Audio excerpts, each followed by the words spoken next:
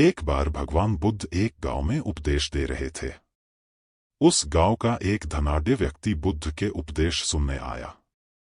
उपदेश सुनकर उसके मन में एक प्रश्न पूछने की जिज्ञासा हुई, परंतु सबके बीच में प्रश्न पूछने में उसे कुछ संकोच हुआ, क्योंकि उस गांव में उसकी बहुत प्रतिष्ठा थी और प्रश्न ऐसा था कि उसकी प्रतिष्ठा दांव पर लग जाती।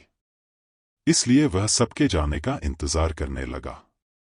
जब सब लोग चले गए तब वह उठकर बुद्ध के पास आया और अपने दोनों हाथ जोड़कर बुद्ध से कहने लगा, प्रभु, मेरे पास सब कुछ है, धन, दौलत, पद, प्रतिष्ठा, ऐश्वर्य, किसी चीज की कोई कमी नहीं है, परंतु मैं खुश नहीं हूं। हमेशा खुश रहने का राज क्या है? मैं जानना चाहता हूं कि हम हमेशा प्रसन्न कैसे रहें। बुद्ध कुछ देर तक चुप रहे और फिर बोले, तुम मेरे साथ जंगल में चलो, मैं तुम्हें खुश रहने का राज बताता हूं। ऐसा कहकर बुद्ध उसे साथ लेकर जंगल की तरफ बढ़ चले। रास्ते में बुद्ध ने एक बड़ा सा पत्थर उठाया और उस व्यक्ति को देते हुए कहा, इसे पकड़ो और चलो। वह व्यक्ति पत्थर उठाकर चलने लगा। कुछ समय बाद उस व्यक्ति के हाथ में दर्द होने लगा, लेकिन वह चुप रहा और चलता रहा। लेकिन जब चलते हुए काफी समय बीत गया और उस व्यक्ति से दर्द सहा नहीं गया, तो उसने बुद्ध को अपनी परेशानी बताई। बुद्ध ने उससे कहा, पत्थर नीचे रख दो। पत्थर नीचे रखते ही उस व्यक्ति को बड़ी राहत महसूस हुई। तभी बुद्ध ने समझाया, यही खुश रहने का राज है।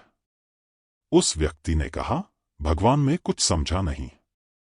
बुद्ध बोले, जिस तरह इस पत्थर को कुछ पल तक हाथ में रखने पर थोड़ा सा दर्द, 1 घंटे तक रखने पर थोड़ा ज्यादा दर्द और काफी समय तक उठाए रखने पर तेज दर्द होता है, उसी तरह दुखों के बोझ को हम जितने ज्यादा समय तक अपने कंधों पर उठाए रखेंगे, उतने ही ज्यादा दुखी और निराश रहेंगे।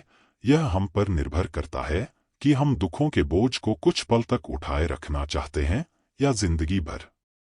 अगर खुश रहने की आकांक्षा हो तो दुख रूपी पत्थर को जल्द से जल्द नीचे रखना सीखना होगा।